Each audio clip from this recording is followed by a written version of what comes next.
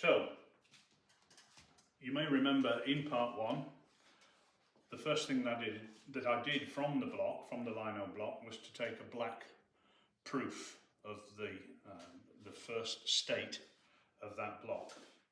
And here it is, with its tabs still attached, so I know that this particular image is in exactly the same position as the rest of the edition, which I worked on as a reduction.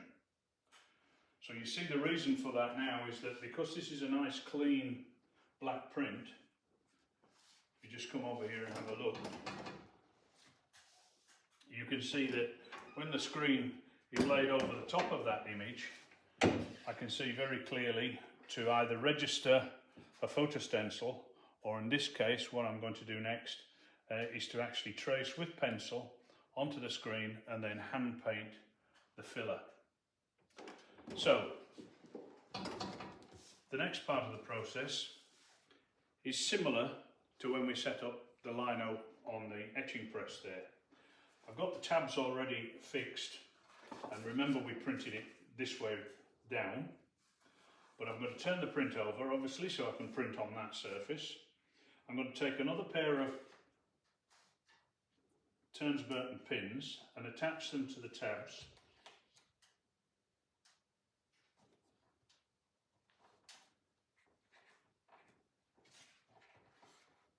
I'm going to try and attach them to the tabs. Then I'm going to position the paper where I want it on the table. In this case, because I'm going to hand paint the stencil,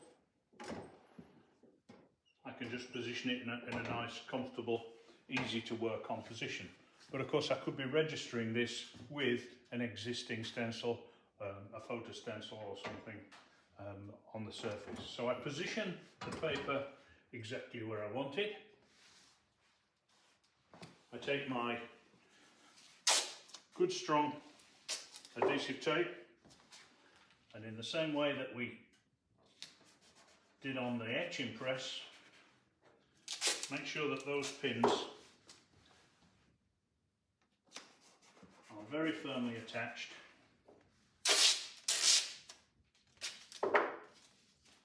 In this case to the screen bed.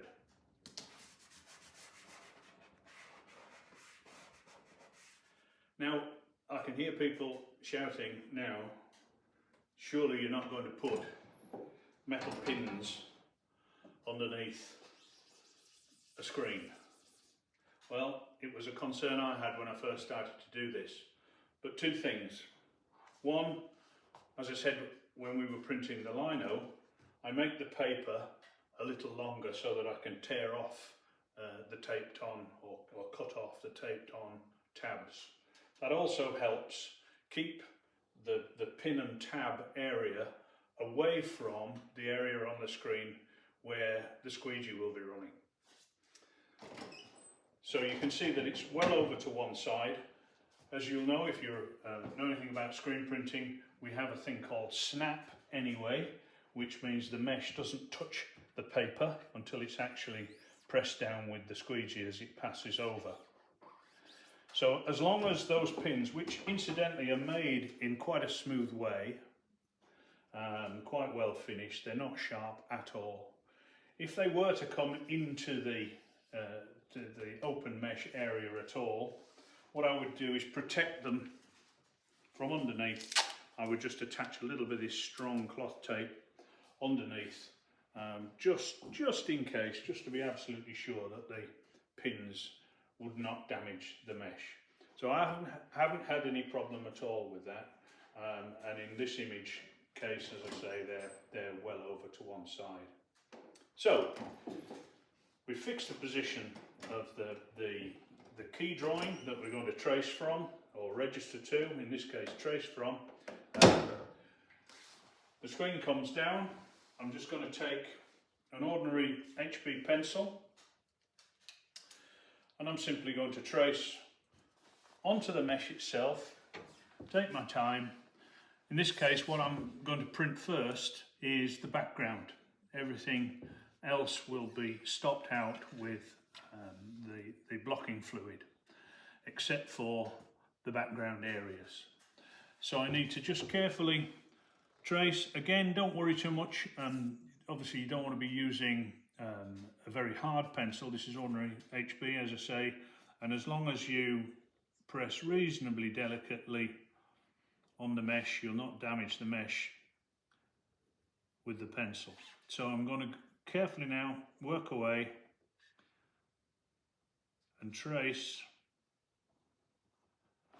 where I want to paint the blockout fluid onto the mesh.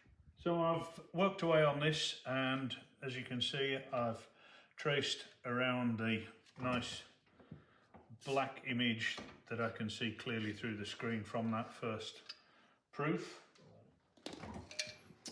I'll just double check that one of the prints itself, one of the proof prints here, that are all registered the same.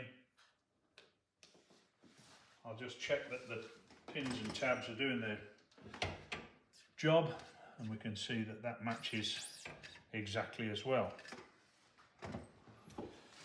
So I'm going to get those out of the way. Put a bit of white card underneath so I can see what I'm doing. Just keep the screen away from the surface. And I'm going to start painting out those areas that I want to block the ink from. So the only areas that will be left will be the background. I use this Lasco screen filler. I found it's the best for my purposes. You can let it down slightly with water to make it easy to work with. It is very, very efficient, and therefore quite difficult to remove from the screen when you've finished. But that's another story. But I do like it. It's easy to work with, and it's very, very efficient at blocking the ink once dry. Once dry though, as I say, it is quite tricky to get off, so if you do make a mistake in painting out, you have to be fairly quick to wash it out with water before it dries. And then it's simply a matter of painting it onto the surface to make the stencil.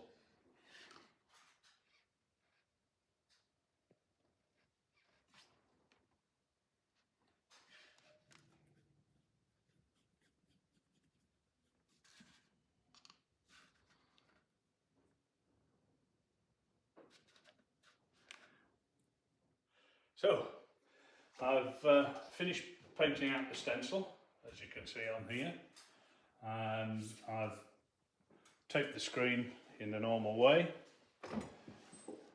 blocked out the rest of the vacuum holes, and there are Ternes Burton pins ready. So I'm going to put the vacuum on now. Hopefully that won't be too noisy.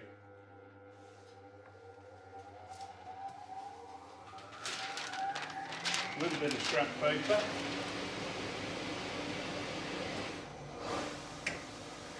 Now what I'm going to do, which is one of the reasons why I like the combination of linocut and screen print, is that not only was it pretty quick really to paint that stencil out,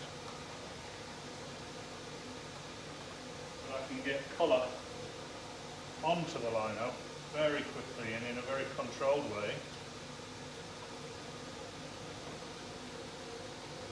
And as you see, things like colour blends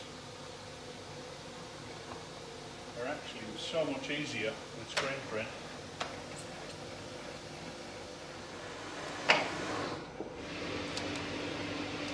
Nice and smooth.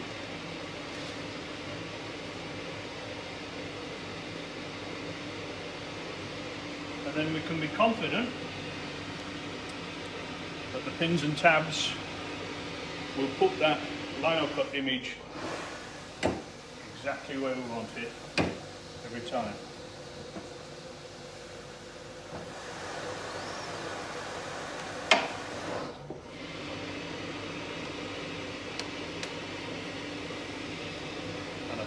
should be okay. I'll get on and print the edition with that now, I think.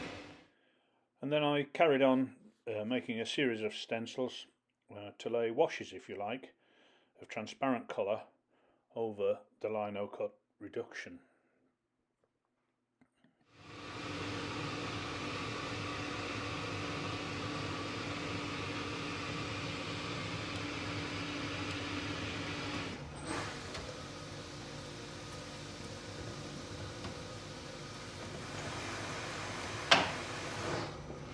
And that's the last colour then.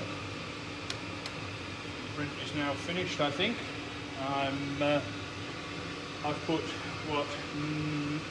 about a dozen colours on top of the linocut, all done by simply putting a fresh screen into the bed, the same Ternes Burton pins and tabs throughout, and a couple of the stencils have been done in a reduction method, as you saw.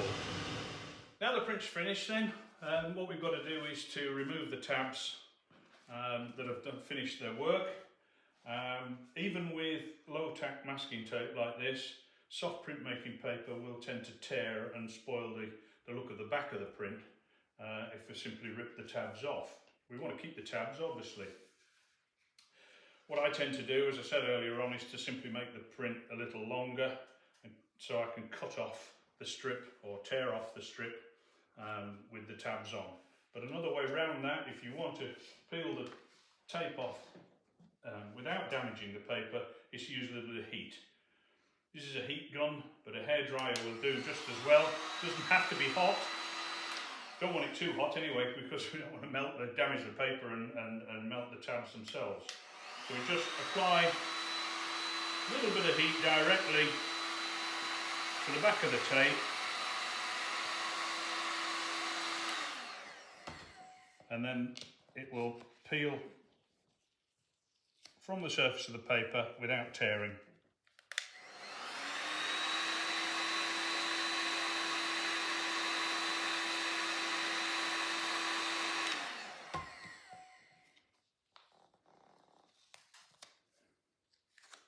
Alternatively, if you want a nice decal edge, you can, these cutting boards are good with the square lines on. Remember that if you're tearing a print down, you do it from the back. You can tear it either with a good metal straight edge. I have one of these as well, which is a decal edge tearer. A couple of marks there so I know where I'm tearing to.